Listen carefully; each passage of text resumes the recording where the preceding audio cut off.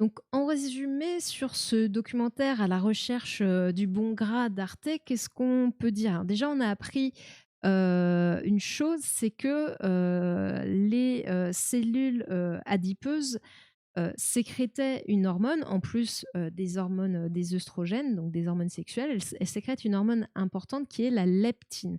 L'absence de leptine dans le sang va avoir pour conséquence d'engendrer une faim insatiable. Si vous n'avez pas cette hormone dans le sang, en fait, vous êtes tout le temps affamé, même si au final, bah, ça vous fait prendre du poids.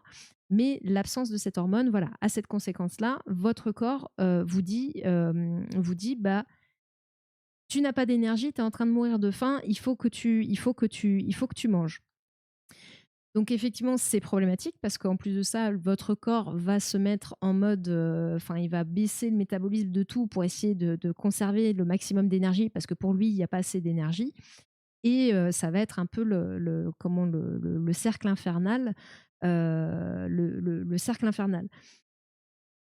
Hem, donc ça peut être parce que soit vous ne produisez pas l'hormone, alors ce sont des maladies bien spécifiques, vous ne produisez pas du tout l'hormone ou vous n'êtes pas sensible du tout à cette hormone. Il y a aussi une autre, pathologie où là, à l'inverse, vous n'avez pas assez de cellules adipeuses et vous avez un taux de masse graisseuse inférieur à la moyenne. Là, on a vu en l'occurrence le cas d'un jeune homme qui n'a que 2% de masse graisseuse, en sachant que la moyenne, on a vu, je vais dire une fourchette large, mais entre 20 et 30% de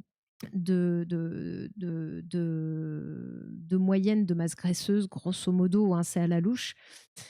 Qu'est-ce qui est important? Donc, le tissu adipeux aussi, sa fonction très importante est de stocker l'énergie.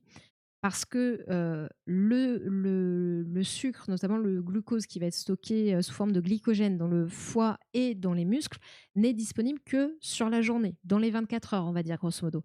Alors que le gras, lui, va être disponible sur beaucoup plus longtemps, un peu comme une sorte de batterie, voilà, de réserve de stock qui pourra être utilisé dans les moments où il y aura pas assez entre guillemets «de nourriture», d'énergie disponible. Tout, tout, tout, tout, tout. Alors, lorsque l'on fait on va dire un régime strict, en fait, ce qui se passe, on a en tête que, grosso modo, on va dire qu'on consomme à peu près 2 000 calories, qu'on a besoin, de 2 000 calories, par jour et heu et en fait, bah, si vous vous dites: «Bah, du coup, je vais donner moins de calories à mon corps». Imaginons là, on va prendre un exemple très bas. Je vais donner 1 000 calories à mon corps, mais je vais consommer 3 000 calories pour perdre du poids. En fait, ça fonctionne pas. Pourquoi? Parce que votre métabolisme va s'adapter à cette situation en baissant la quantité de calories consommées. C'est-à-dire que si votre corps a une tendance à consommer justement ces 2 000 calories, bah, vous lui en donnez 1 000, bah, du coup, il va en consommer que 1 600 par exemple. Donc, c'est quand même 400 calories de moins. Donc, en fait, vous aurez beau essayer de faire une dépense énergétique supérieure à ce que vous consommez, ça ne marche pas. En plus de ça, votre corps va aussi s'adapter à cette hyperactivité physique. C'est-à-dire que peut-être qu'au début, il consommera un petit peu plus d'énergie, mais au final, votre corps va toujours viser une moyenne aux alentours, grosso modo, entre 1 900 et 2 500 calories consommées par jour. Donc en fait, dans tous les cas, votre corps, il s'adapte. Le problème des régimes, c'est que votre métabolisme, si vous lui donnez moins d'énergie, encore une fois, il va s'adapter et consommer lui-même moins d'énergie, donc baisser sa moyenne, et il risque de garder ça pendant longtemps. Là, on a vu le cas d'un homme qui a fait un régime strict pour une émission voilà, aux États-Unis. Et in fine, 6 ans plus tard, son corps consommait toujours moins de calories que la moyenne qu'il avait avant l'émission. Parce qu'il s'est tellement contraint à avoir un apport calorique très faible, je crois qu'il était à 800 calories par jour, que son corps l'a enregistré comme ça et que malgré le fait qu'il ait repris du poids, et cetera, eh ben, son corps continue avec un métabolisme toujours diminué. En plus de ça, il y a une autre adaptation, notamment au niveau de la leptine qui est sécrétée par le tissu adipeux. Il a moins de leptine, beaucoup moins de leptine de sécréter. Donc en fait, il continue d'avoir faim malgré tout. Donc on voit l'échec de cette logique de dire eh ben je vais faire plus et consommer moins. C'est pas comme ça que ça fonctionne. Il faut voir les choses plutôt sur le long terme. Un régime est une chose ponctuelle qui risque d'avoir des conséquences sur le long terme. Une autre chose, la question qu'on peut aussi se poser, c'est comment ça se fait, vu que notre corps s'adapte, qu'aujourd'hui, on a ce problème d'épidémie d'obésité, d'épidémie de diabète et de ces autres et d'autres maladies cardiovasculaires, etc. Euh, Notre corps, il est fait, justement, il a ce principe de stockage parce que à la base, nous sommes des chasseurs-cueilleurs et nous n'avions pas forcément accès à la nourriture tout le temps. Sauf que depuis, grosso modo, les années 80 et l'industrialisation, nous avons plus d'énergie à notre disposition que ce que notre corps a besoin.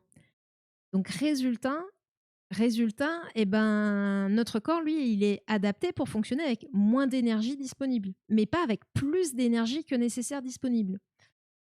Donc, ce système post-industriel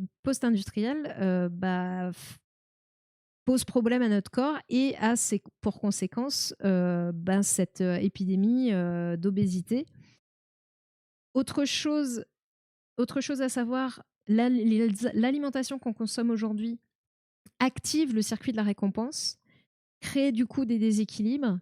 Et du coup, même si vous avez la volonté de ne pas manger ceci, par exemple, ou cela, eh ben, ce circuit de la récompense, votre cerveau, désolé de le dire, il est plus fort que votre volonté. Puisque lui, il veut tendre vers un équilibre et donc il veut activer ce circuit de la récompense et on voit que il y a au niveau du cerveau, il y a un déséquilibre dans ce circuit-là chez les personnes obèses. Donc il y a aussi ça qui rentre en compte. Une autre partie, c'est la partie génétique. On estime à peu près que l'obésité est héréditaire entre 40 et 70% à peu près. C'est une estimation. Et qu'il y a des gènes qui vont favoriser le fait de pouvoir malheureusement être obèse à un moment donné. Donc tous ces critères réunis font que on a cette épidémie aujourd'hui dans nos sociétés post-industrielles d'obésité. Et que aussi, il faut bien considérer l'obésité comme une maladie chronique complexe, que les gens ne sont pas responsables. On le rappelle, il y a une partie génétique, il y a une partie hormonale, il y a le métabolisme, il y a les conséquences de notre société post-industrielle et du fait qu'on a des aliments qui sont et très énergétiques, trop énergétiques par rapport à nos besoins, et en plus de ça, qui viennent activer le circuit de la récompense. Donc voilà, je pense que tous ces éléments sont importants à prendre en compte quand on aborde ce sujet et ne pas se dire tout simplement il suffit de manger moins et de faire plus et ça va être bon. Non, c'est beaucoup plus complexe que ça. Donc voilà.